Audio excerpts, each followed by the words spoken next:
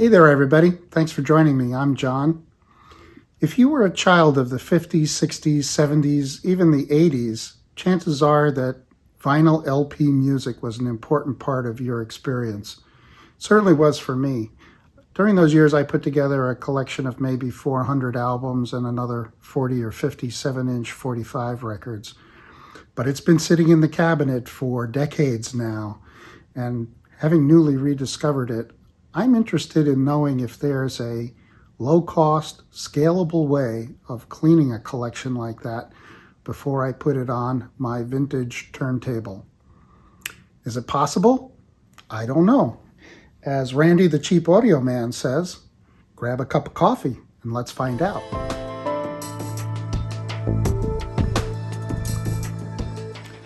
When I thought about rehabilitating my record collection, I had a few goals in mind. One was I wanted methods that would be really effective at taking contaminants off the record completely, and preferably not depositing them back on the record, because one step, went from a clean surface to a dirty surface, etc. I wanted to make sure it included efficient wet cleaning of the album so it would get off fingerprints and other things. I wanted to make sure that the cleaning solution was effective but also safe. And I know there's a raging controversy in the vinyl community about whether alcohol is a good cleaning agent or not. And since I couldn't find definitive opinion on that, I decided to err on the side of caution and to not use alcohol in my cleaning process. I also wanted to make sure that the cleaning solution was fully removed from the surface of the record before I was finished with the process, and that it preserved the label of the album, and that I could clean and rehabilitate the jacket of the album and then put it in new protective inner and outer sleeves. I went and looked in the plethora of videos around YouTube about various ways of cleaning vinyl record. And of course, it varies from something simple and manual, like just using a microfiber cloth, all the way up to spending $4,000 or $5,000 for a whiz-bang ultrasonic record cleaning machine. Well, I like my music and I love to listen to it, but I'm not willing to spend that kind of money for this hobby. So I was looking at lower cost methods that would be scalable and reusable. Several of the methods I looked at, though, seemed to have at least one chink that I didn't really like. So for instance, just using a Groovewasher, I felt does a little bit more of moving the dust around, but I'm not sure really takes it off completely. I looked at spin cleaning machine that's manual. And my concern there was that I didn't think that the cleaning solution would be properly removed from the album using that process the way they recommend it. I also looked at the vinyl vac, which is the poor man's version of an expensive $1,000 or $2,000 vacuum record cleaning machine. And also looking at that method, how they were rinsing records didn't really seem totally effective to me. So what I did was I put together a number of those methods in a way that I hope addresses each one of those small shortcomings and leads to a process where I can do a relatively large volume of records in kind of an assembly line fashion and result in really clean surfaces on the album and fresh packaging for the album cover. So let's take a look at what that looks like. So this is how I've set things up. On one side of a table that I have commandeered for this purpose, I've put a plastic bin where I can put a batch of records that have yet to be cleaned, and then start the process from here. My intention is to take the old album, give it a kind of a just slightly moist once over with a microfiber towel on the outside of the album cover just to get dust off, and then put the album in a drying rack while I'm doing the records inside. I don't intend to get it very wet at all, so it should just take a couple minutes to get any moisture off of there.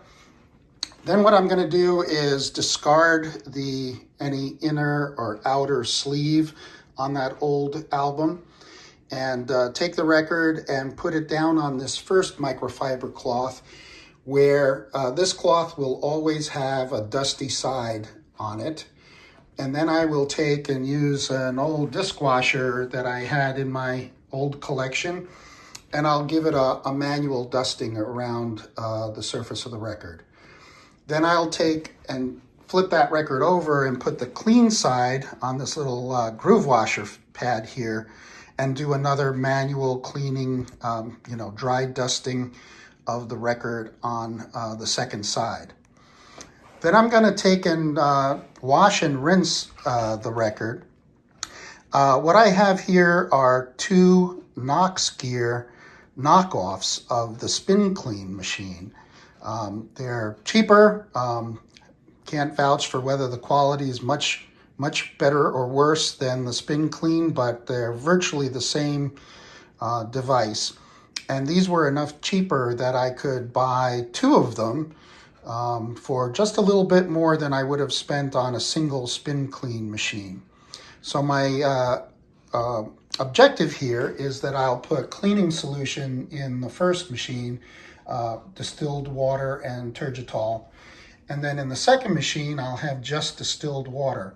I'll take the record and do the prescribed 3 spins in each direction in the cleaning solution, then set it over here into the rinse solution and spin it around a couple more times to really get the cleaning agent off. I'm going to use a pair of nitrile coated work gloves to do this. For a couple of different reasons. I have seen in some of the other videos that you have to be a little careful manually spinning some records because they actually do get a sharp edge. So it's partially to protect my fingertips. I think it will also give me a little better grip on the record and prevent me from laying down new fingerprints on the record as I'm working. Then the next thing I've got here is I basically was able to buy on Amazon a couple of Lazy Susan devices. Came packaged together really cheap, like maybe $15, $16. And what I did was, as others have done, hot glue a 1/4 inch, 20.5 long flathead machine screw to the center of the Lazy Susan to create a makeshift spindle, and then take this non-stick matting that you can get in any home goods store meant for washing dishes and stuff like that, and just cut it to the shape of the Lazy Susan to create a platform. And then I'm going to use the vinyl vac, which you may have seen in other videos. It's basically an attachment for a wet dry vacuum shop vac, and it has kind of a slit down the center here that would go over your record grooves with a soft brush and vacuum up the water and contaminants from the surface of the record. I'm hoping that will be a more thorough clean. And of course, that's powered by a small shop vac that you would use maybe about a 2.5 gallon, less than 2 horsepower shop vac that you can get for less than $45. I rigged it up with a foot switch just so that it's a little bit more convenient to turn it on and off as I'm doing the records. Then I've got the Knox gear Spin Clean machine. Comes with 2 integrated drying racks, so I will use those for the album covers and for the records. After I've vinyl vac them, I will put them up on the record rack to just dry a couple more minutes. And then when I've gotten through cleaning a batch of maybe 10 records, I will come and replace the outer and inner sleeves with new polyvinyl sleeves that I got from Invest in Vinyl. I've also got some from MoFi, which are very high quality. But I found these are a little less expensive and comparable quality. And then I'll put the new cleaned albums in this receptacle. And every 10 or 15 records, I'll stop and I'll go and replace the solution in the Knox Gear spin clean machines with fresh, and then start a new batch. So that's the process. Okay, gang, so let's try and walk through what this process looks like. So I'll take one of the albums to be cleaned.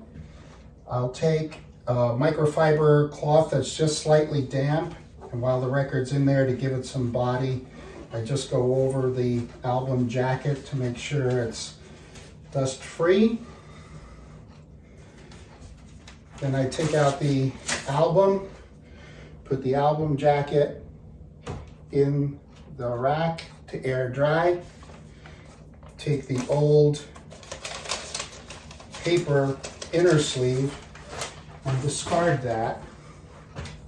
Then take the dusty record, put it down on the first microfiber cloth, and using the dishwasher or Groovewasher brush, just go around to take out the really macro dust and dirt that's on the album. So now this side is dusted and it goes down on the other. And I take this and once again go around, cleaning off the dust on side 2. And so this is always dusty side down, this is always clean side down. Then I take and I orient the label so it's easy to count spinning around in the bath solution. Put it down in the distilled water and turgitol bath, and 3 spins in each direction.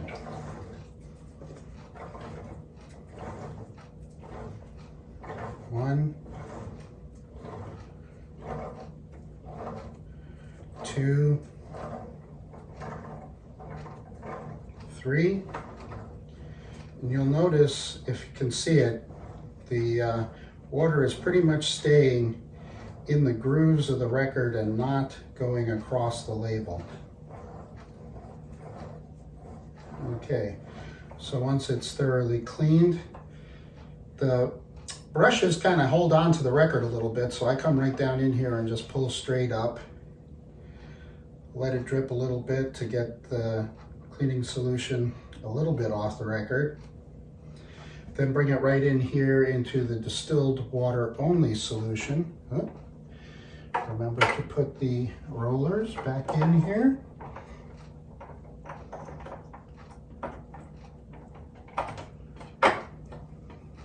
And I do this without the brushes since I'm not really trying to clean, I'm just trying to rinse off the cleaning solution.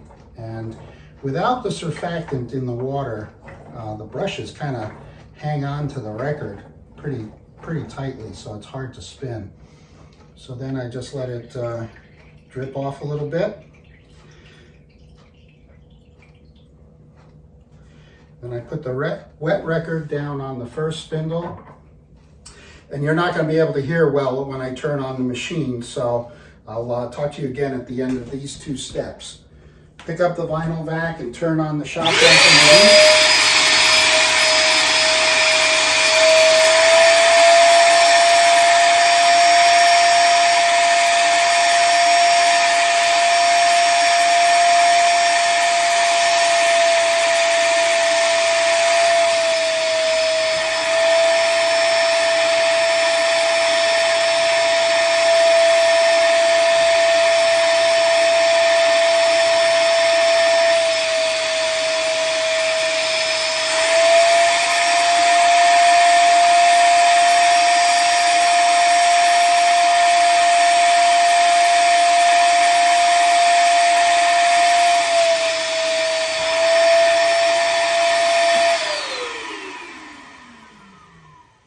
Now you may have noticed that I don't actually use the vinyl vac exactly like designed, which is to put the spindle into the hole at the end of the vinyl vac tube. I find that it's better to just put it on the side of the spindle so that I can make sure I very precisely align the vacuum slit and cleaning brushes with the groove area of the record. Doing it that way would also make it possible to use this same version of vinyl vac to do 7-inch records as well as these 12-inch LPs. So now I have an album that's been cleaned on both sides and vacuumed on both sides. And the album looks very clean. On this side, there's absolutely no water on the label. On this side, I can see 1 drop of water that crossed the label. So I'll put it down here with a clean microfiber cloth. I'll just dab that off and then take the clean album and put it in the rack, taking care this time to make sure that I've got them in the same sequence so that they're easy to put back together again later. I will now do a batch of 10 of these, and then I do that so that the records will have some time to air dry. And then in one step, I take them all off and put the sleeves, the outer and inner sleeves, onto the now cleaned record. Okay, so as you can see, I've gone and applied the washing process to 10 albums, and I've laid them out on the 2 racks that came with the Knox Gear spin washing machines. These have had a few moments to air dry after I made sure they were dry before I put them in the rack. So this part of the process took me about 35 minutes to do 10 albums that way. And then it's also going to take a few more minutes to, as a bulk, put them back into the jackets. And I'll show you the process I use for that right now. So I basically take each album, and if it had an inner liner that is part of the artwork or has lyrics or notes, I put that in the jacket outside of the inner sleeve that's going to hold the clean album to prevent contamination of the album with the paper from the insert, but still saving the insert, and since it's part of the overall art. So I'll take my invested in vinyl inner sleeve,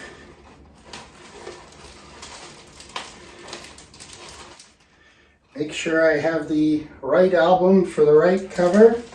And one of the good things about the nitrile gloves is I don't have to be quite so careful about touching the outer lead-in portion of the record with my fingers, since I can't leave fingerprints. And then I obviously just slide it in the album jacket. And then I take an outer sleeve. There are various ways of doing this. I prefer to not have to take the album out of the outer sleeve every time I use it. So I orient it inside the outer sleeve so that the opening to the jacket is at the opening to the outer sleeve. And there you have it.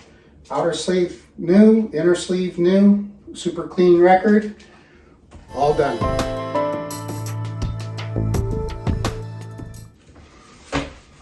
Okay folks, so I've gone through the process of putting that batch of 10 albums into fresh inner and outer sleeves, and that process took about another 8 minutes. So together doing 10 albums here cost about 35 minutes in the washing process and 8 minutes in the jacketing process. So on average, it took about 4 minutes and 20 seconds per record across that batch of 10 albums. So my record collection's about 440 albums, so it's a significant investment in time to rehabilitate them this way. That's about 32 hours of work I obviously won't do that in one weekend, but now that I've got the setup kind of debugged and I'd probably be able to put it away and set it up quickly, I'll just snatch an hour or two here or there to do batches of my collection and hopefully get through the whole thing over the course of the next few weeks. So hope that was helpful to you. I'm going to append some pictures before and after this cleaning process using a USB microscope, so you'll be able to see, I think it's pretty effective. So would love to hear your comments. Just pin them below on things that you liked or didn't like about this method, or any suggestions for making it better. So thanks a lot for listening, and I hope this helped. Take care.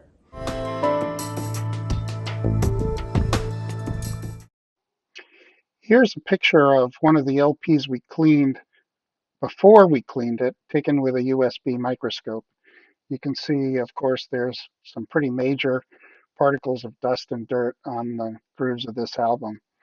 And next you'll see in this shot a picture of the record in approximately the same location after the cleaning process. And you can see in these two examples that the cleaning process looks like it was very effective.